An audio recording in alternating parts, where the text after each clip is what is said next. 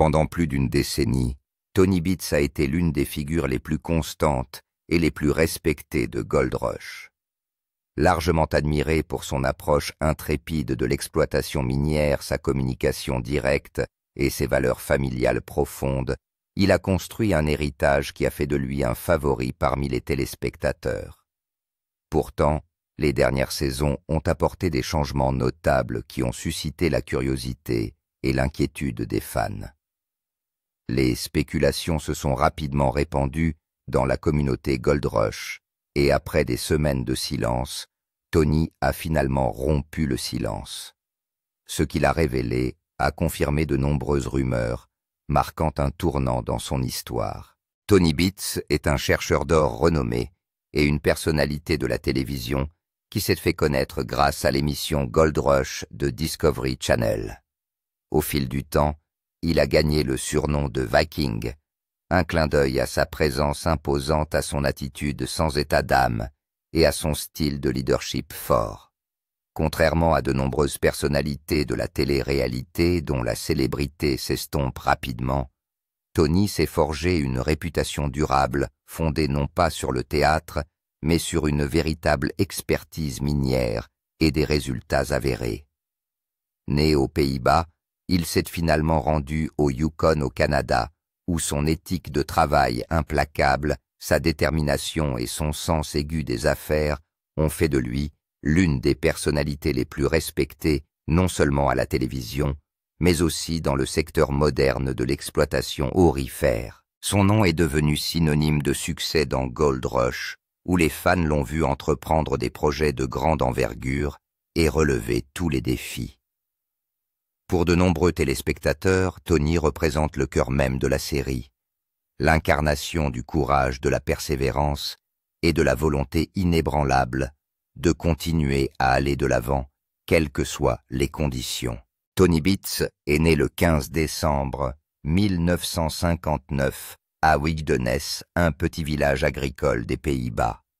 Ceux qui l'ont connu dans son enfance se souviennent d'une famille travailleuse, dont les moyens de subsistance reposaient en grande partie sur l'agriculture.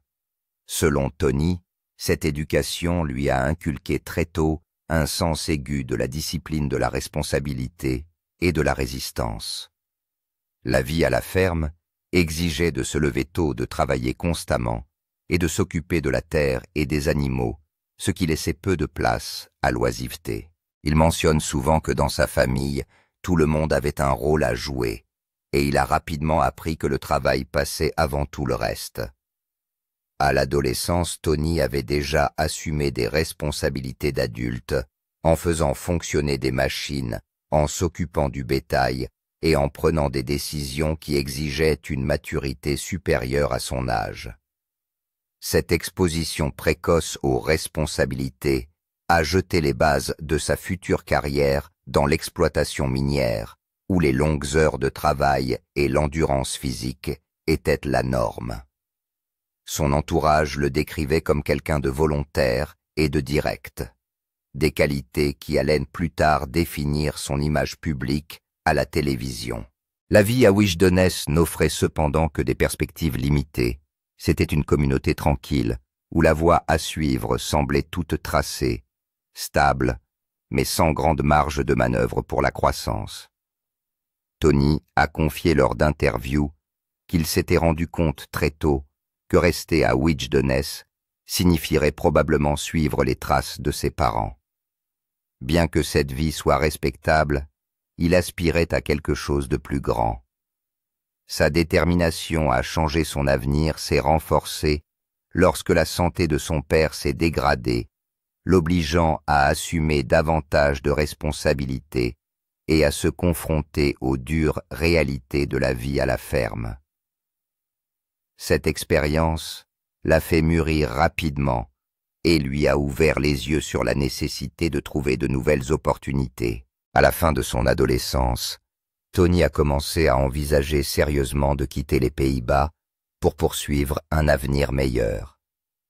Le Canada, avec son vaste territoire, ses riches ressources naturelles et ses industries en plein essor, comme l'exploitation minière et la construction, semblait plein de promesses. même si cette décision signifiait qu'il fallait laisser derrière lui sa famille, sa langue et tout ce qui lui était familier.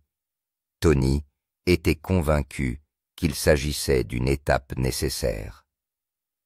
Cette décision audacieuse a ouvert la voie à son parcours, qui l'a conduit à devenir l'un des mineurs les plus reconnus au monde. Au début de la vingtaine, Tony a quitté les Pays-Bas avec pour seules armes sa détermination et sa volonté de travailler. La vie à Wiegdennes lui avait appris à persévérer, mais il savait que rester limiterait son potentiel. Le Canada, en revanche, représentait la liberté, l'opportunité et la possibilité de construire quelque chose d'entièrement personnel. À son arrivée, Tony s'est retrouvé dans un monde inconnu, une nouvelle culture, une nouvelle langue et de nouvelles attentes. L'adaptation n'a pas été facile. Il a commencé à effectuer différents types de travaux manuels, y compris des travaux de construction et des travaux agricoles, pour subvenir à ses besoins, tout en réfléchissant à sa prochaine étape. La vie au Canada a été difficile au début, se souvient-il, mais je n'ai jamais été du genre à abandonner. Tony finit par se rendre au nord dans le Yukon, une région accidentée à l'histoire minière légendaire et aux conditions de travail extrêmes. Cette étape est devenue le tournant de sa vie. Le Yukon n'était pas un endroit pour les âmes sensibles. Il exigeait de l'endurance, de la force et la capacité de survivre physiquement et mentalement. Beaucoup de ceux qui ont essayé d'exploiter des mines ont abandonné, mais Tony a vu un potentiel là où d'autres voyaient des difficultés.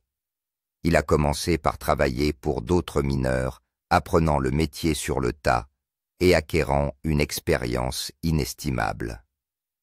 Ces premières années étaient loin d'être glamour, mais elles ont jeté les bases de l'empire qu'il construira plus tard.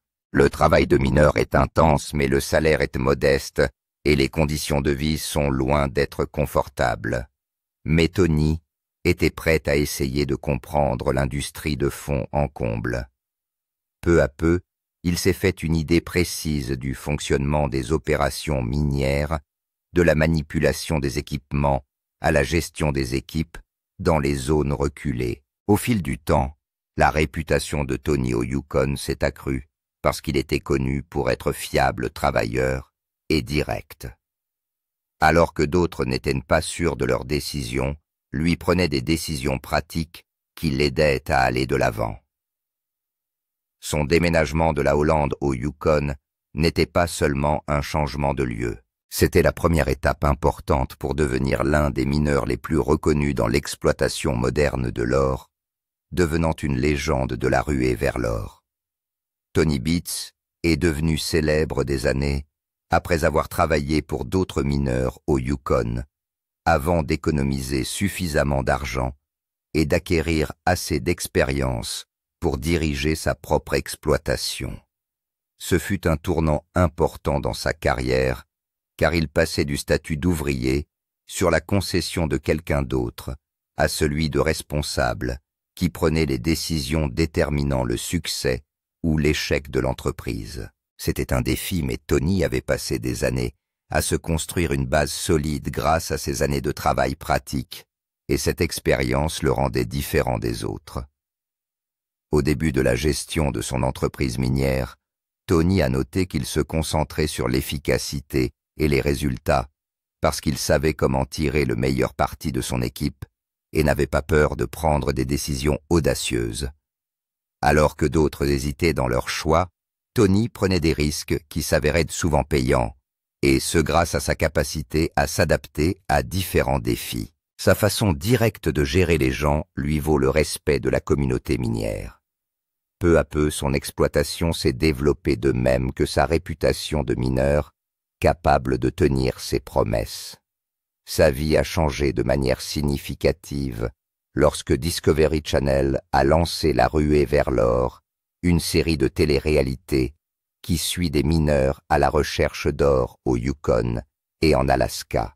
Tony est apparu pour la première fois dans l'émission lors de la 2e saison, au cours de laquelle il a travaillé avec l'équipe d'Hoffman.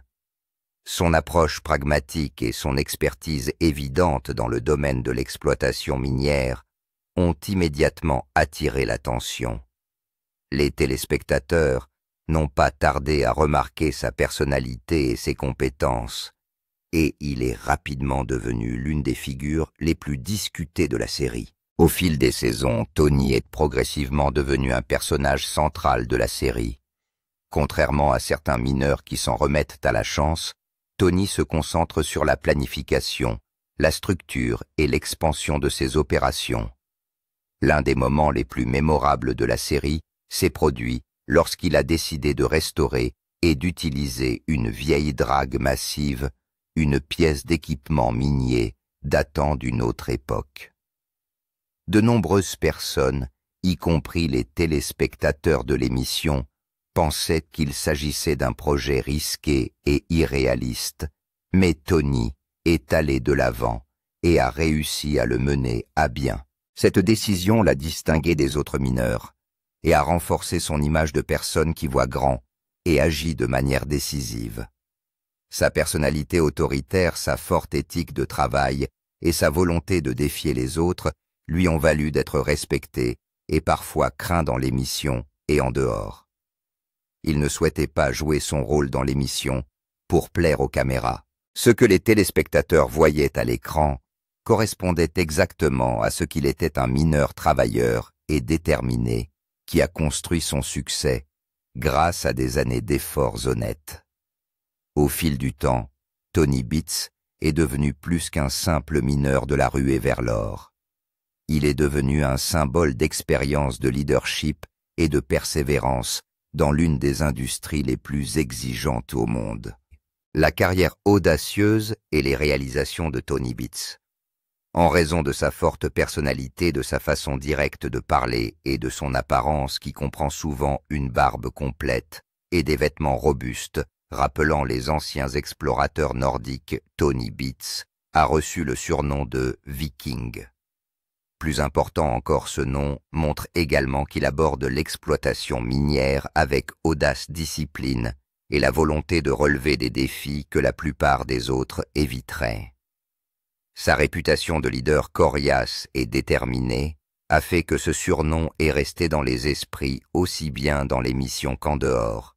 Tout au long de sa carrière de mineur et de patron, Tony a réussi à construire une exploitation minière qui se distingue par son ampleur et son efficacité.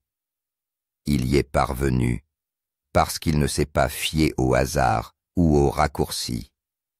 Au contraire, il gère son entreprise en s'appuyant sur une planification précise, un leadership fort et la volonté de prendre des risques quand et où cela s'avère nécessaire. Cette approche de l'exploitation minière lui a permis de passer d'une petite exploitation à l'un des mineurs les plus prospères jamais présentés dans l'émission Gold Rush. L'un des moments les plus marquants de sa carrière a été sa décision de relancer une drague massive abandonnée depuis des décennies. La plupart des gens pensaient que le projet était trop ambitieux et qu'il ne fonctionnerait jamais en raison de l'âge de la drague. Mais Tony a vu le potentiel de la drague là où d'autres voyaient un échec. Avec son équipe, il a démonté la drague, l'a transportée sur son site et l'a reconstruite pièce par pièce. Bien qu'il s'agisse d'une tâche compliquée et coûteuse, il a continué à avancer jusqu'à ce que la drague soit entièrement opérationnelle. Cette décision a permis d'augmenter sa production d'or et a démontré sa capacité à penser différemment et à relever les défis avec confiance en ignorant ce que les autres disaient. Les opérations de Tony ont toujours été classées parmi les meilleurs producteurs de l'émission. Il gère plusieurs équipes et de gros équipements en veillant à ce que chaque partie de son processus d'exploitation minière soit contrôlée et efficace. Son style de leadership est direct et exigeant, mais il permet d'obtenir des résultats. Ceux qui travaillent avec lui ont remarqué qu'ils savent qu'il attend d'eux qu'ils s'investissent pleinement, tout comme il le fait lui-même. En dehors de la télévision, Tony est un homme très respecté dans la communauté minière pour ses connaissances approfondies et son expérience pratique de l'extraction de l'or. Il a passé des décennies de sa vie à comprendre les terres, les machines et la logistique nécessaire pour réussir dans les conditions difficiles du Yukon.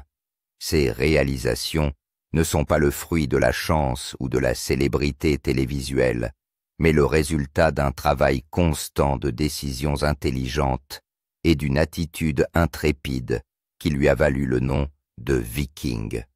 Tony bat sa femme et ses enfants. La réputation de Tony Beats dure et intrépide est également due à la solidité de sa famille qui le soutient depuis des décennies. Sa femme Minnie Beats est sa partenaire de vie et d'affaires depuis plus de 40 ans. Les deux hommes se sont rencontrés à l'adolescence aux Pays-Bas, où ils étaient voisins, et au fil du temps, leur amitié s'est transformée en une relation solide.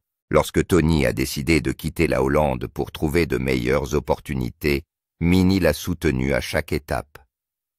Elle l'a accompagné au Canada, et ensemble, ils ont bâti une nouvelle vie en partant de zéro. Minnie joue un rôle important dans l'entreprise minière familiale, car elle n'est pas seulement l'épouse du Viking. Elle gère également les finances de l'entreprise, s'occupe du travail administratif et veille à l'organisation de l'ensemble des opérations. Minnie a également l'esprit vif pour les chiffres et une approche pratique pour aider à équilibrer le style de leadership audacieux de Tony. De nombreux téléspectateurs de Gold Rush l'ont vu intervenir pour prendre des décisions importantes, ce qui prouve qu'elle est un élément essentiel du succès de l'entreprise. Le couple a 4 enfants, Monica, Kevin, Mike et Bianca. Chacun d'entre eux a grandi au contact de machines lourdes, de longues heures de travail et du mode de vie exigeant des champs miniers du Yukon.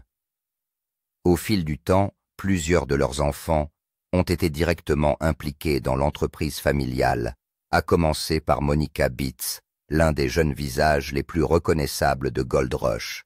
Elle a commencé à travailler dans les mines dès son plus jeune âge et a rapidement prouvé qu'elle pouvait faire face à l'environnement difficile comme son père.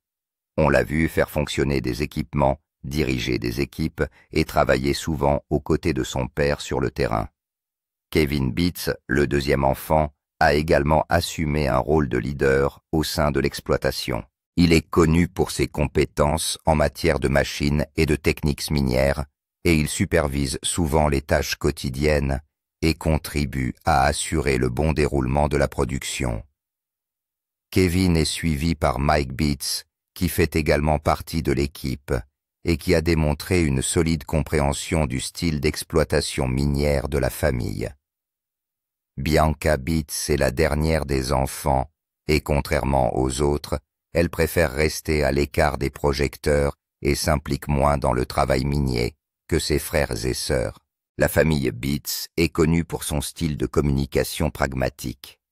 Bien qu'il y ait des disputes et des débats entre eux en particulier dans les situations de haute pression, ils les surmontent avec respect et avec l'objectif commun de faire face à la situation qui se présente à eux. Ce qui les rend forts, c'est la confiance qu'ils ont les uns envers les autres et leur engagement commun envers l'entreprise qu'ils ont bâtie ensemble. La relation entre Tony et Minnie est un exemple rare de couple qui non seulement partage sa vie personnelle, mais aussi gère avec succès une grande entreprise côte à côte. L'implication de leurs enfants a fait de l'exploitation minière de Beats un héritage familial plus qu'une entreprise. Cette structure très unie a permis à Tony de rester l'une des figures de proue de l'industrie minière du Yukon pendant tant d'années, l'empire de la famille Beats. La famille Beats a transformé ce qui n'était au départ qu'une simple exploitation minière avec Tony Beats en un empire familial structuré qui s'étend sur plusieurs concessions et implique plusieurs générations travaillant ensemble. Tony Beats est au centre de cet empire minier, mais il s'agit d'un travail d'équipe auquel participent sa femme, Minnie, et leurs enfants. Au fil des ans, ils ont soigneusement développé leurs activités au Yukon en s'assurant de précieux terrains miniers et en investissant massivement dans l'équipement pour maintenir leur niveau de production à un niveau élevé. Contrairement à de nombreuses équipes d'exploitation minière qui font appel à une aide extérieure, la famille Bitts conserve la majeure partie de son travail en interne. Chaque membre de la famille a un rôle spécifique qui contribue au bon fonctionnement de l'entreprise. Minnie s'occupe des aspects financiers et administratifs pour veiller à ce que l'entreprise reste organisée et rentable. Tony supervise les décisions stratégiques telles que les plans d'expansion et les mises à niveau majeur des équipements. Leurs enfants s'occupent des aspects essentiels des opérations quotidiennes, qu'il s'agisse de faire fonctionner les machines ou de superviser les équipes, ce qui confère à l'entreprise la stabilité et la continuité dont elle a tant besoin. La principale base d'opération de la famille est située dans la région du Klondike au Yukon, une région connue pour ses riches gisements d'or. Au fil des ans, ils ont élargi leur champ d'action, en acquérant de nouvelles concessions et en prenant des risques calculés sur des projets de grande envergure afin de maximiser leurs profits. L'un des exemples les plus marquants est la décision de Tony de faire revivre et d'exploiter l'ancienne drague, ce qui a nécessité un investissement financier et une confiance dans les capacités de son équipe. Ce qui distingue la famille Bitts, entre autres qualités, c'est sa solide structure interne, qui lui permet de ne pas dépendre de tiers pour assurer le fonctionnement de ses activités. Cela leur a permis de garder le contrôle total de leur entreprise et d'éviter les conflits quotidiens liés aux partenariats externes. Leur approche de la gestion des affaires a fait du nom Bitts l'un des noms les plus respectés dans le secteur minier du Yukon. L'empire familial a également gagné en notoriété grâce à sa présence régulière dans l'émission Gold Rush, où les téléspectateurs ont pu constater leur travail d'équipe, leurs disputes, leur capacité à résoudre les problèmes et leurs résultats saison après saison. Quelles que soient les difficultés rencontrées, elles ont fait d'eux l'une des équipes les plus stables et les plus productives de l'émission. Leur empire n'est pas seulement une question de gains financiers, mais aussi de construction d'un héritage durable que leurs enfants et les générations futures pourront perpétuer. Les fans commencent à remarquer des changements. Au cours des dernières saisons, les téléspectateurs fidèles de la série ont commencé à remarquer des changements évidents dans l'apparence, le niveau d'activité et la présence générale de Tony Bitts dans la série. Tony, qui est connu pour son style de leadership pratique et sa personnalité autoritaire, a toujours été une force visible sur ces sites miniers. Cependant, les fans ont commencé à remarquer qu'il apparaissait moins souvent dans certaines scènes, et quand il apparaissait dans la série, son énergie semblait plus mesurée par rapport à ses premières années dans la série. Des commentaires ont commencé à apparaître sur les plateformes de médias sociaux comme Instagram, Facebook et Reddit, les téléspectateurs soulignant que Tony n'utilisait pas de machines lourdes et ne faisait pas la plupart des choses qu'il ferait lui-même aussi souvent qu'avant. De nombreux fans de longue date ont noté sur ces plateformes qu'ils avaient observé qu'il passait plus de temps à superviser les opérations à distance qu'à être dans le feu de l'action comme il en avait l'habitude. Certains ont également noté de légers changements dans son apparence physique, suggérant qu'il semblait avoir perdu un peu de poids et qu'il paraissait un peu plus âgé que les saisons précédentes. Il n'a pas fallu longtemps pour que ces observations conduisent naturellement à des spéculations. Tony s'est forgé une image de viking imparable du Yukon, un homme qui affronte les terrains difficiles, les conditions climatiques rigoureuses et les machines massives sans reculer. C'est donc tout naturellement que lorsque les fans ont commencé à remarquer ces changements subtils, ils se sont demandé si quelque chose de plus important ne se passait pas en coulisses. S'agit-il de l'âge de la santé, ou simplement d'un changement dans la façon dont il gère ses opérations. Les questions constantes qui ont envahi les médias sociaux. Les plateformes de médias sociaux et les forums de discussion dédiés à Gold Rush se sont illuminés avec des fans désireux de partager leurs pensées. Certains pensent que Tony a simplement pris du recul pour permettre à ses enfants d'assumer davantage de responsabilités. D'autres, en revanche, craignaient que des raisons personnelles ou autres liées à sa santé ne soient à l'origine de ces changements.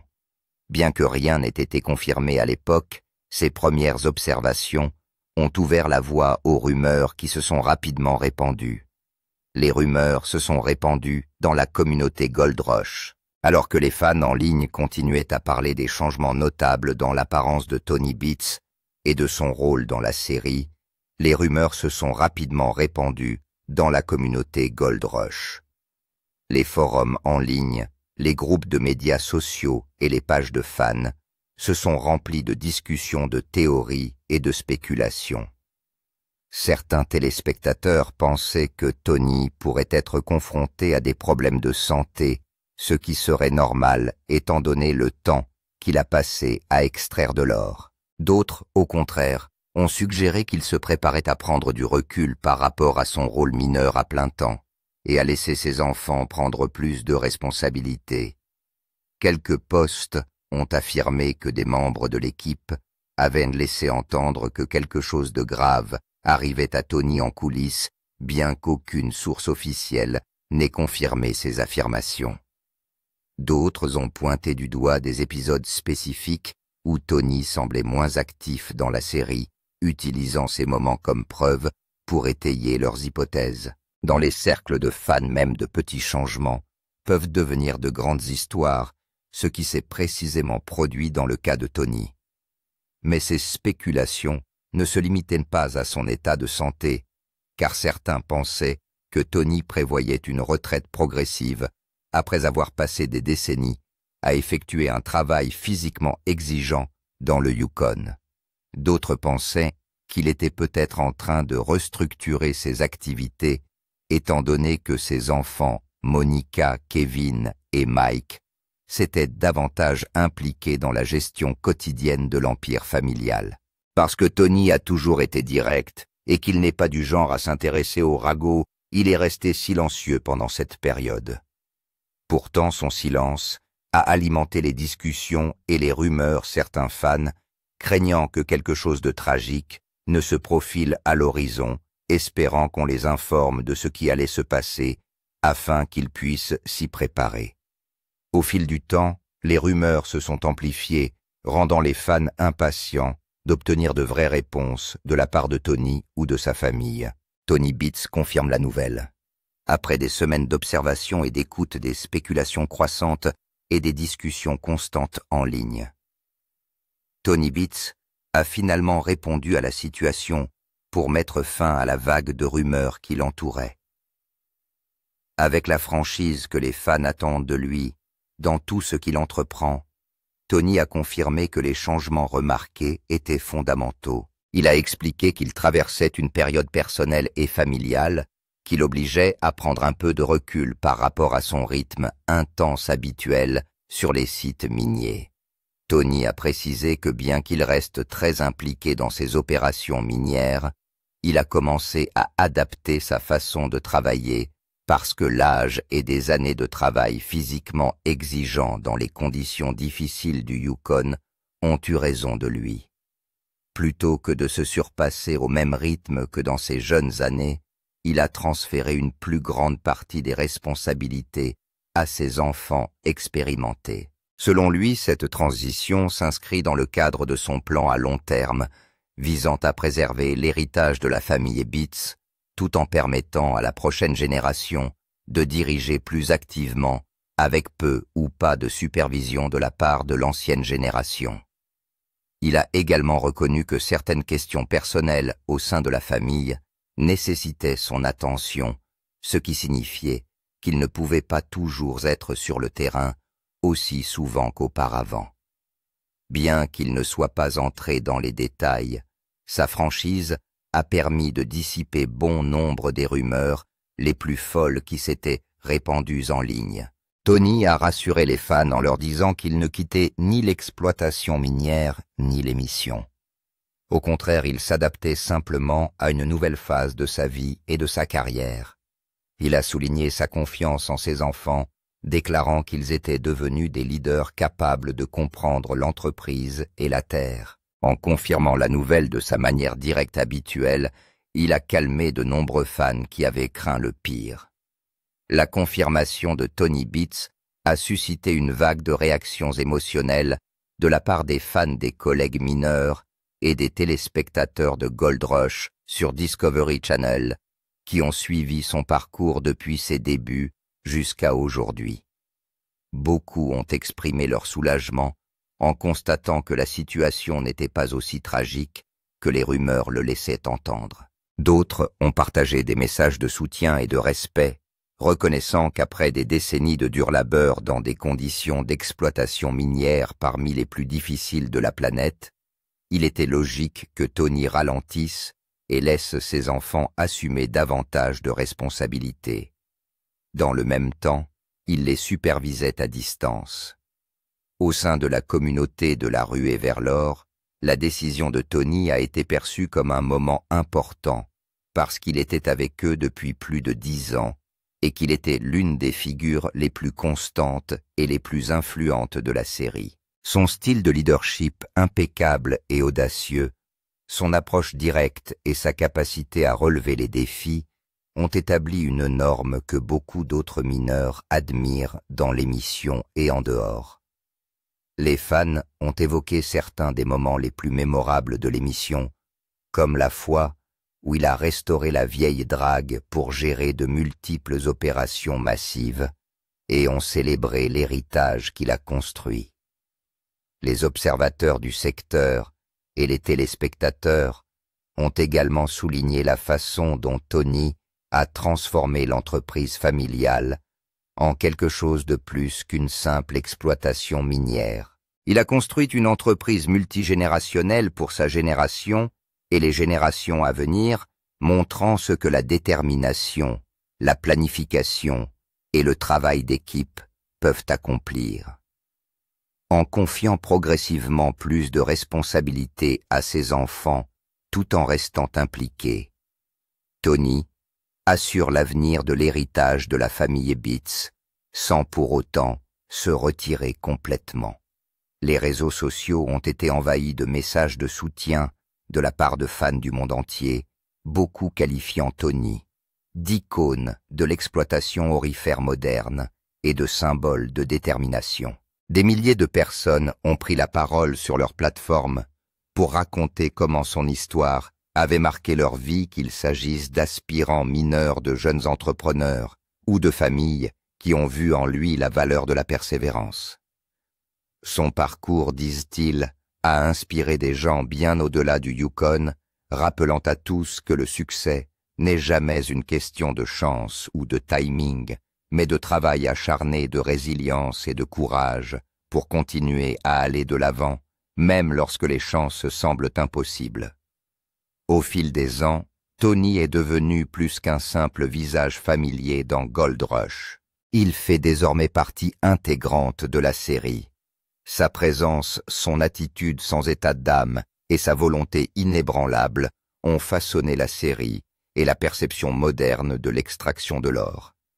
Les téléspectateurs l'ont vu relever d'innombrables défis, qu'il s'agisse de pannes d'équipement, de conditions météorologiques difficiles ou de la complexité de la gestion d'une entreprise multigénérationnelle. À travers tout cela, Tony a montré ce que signifie réellement le leadership en équilibrant le poids des responsabilités avec la fierté profonde de voir son dur labeur récompensé, même s'il a modifié son rôle dans l'émission et en dehors l'influence de Tony reste plus forte que jamais.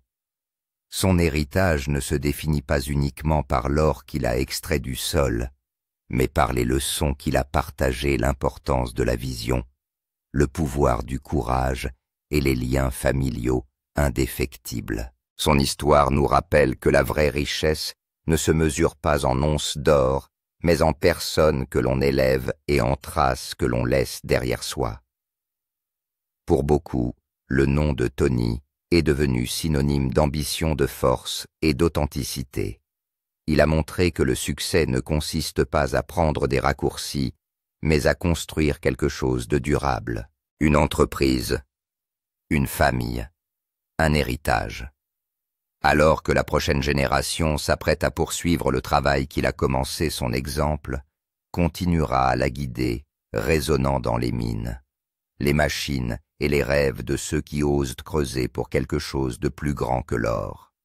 Nous aimerions savoir ce que vous pensez de l'histoire de Tony depuis son séjour aux Pays-Bas jusqu'à son choix de s'installer au Canada. Alors partagez vos réflexions dans les commentaires ci-dessous. Si vous avez apprécié cette vidéo, n'oubliez pas de lui donner un like, de la partager et de vous abonner à la chaîne pour d'autres histoires.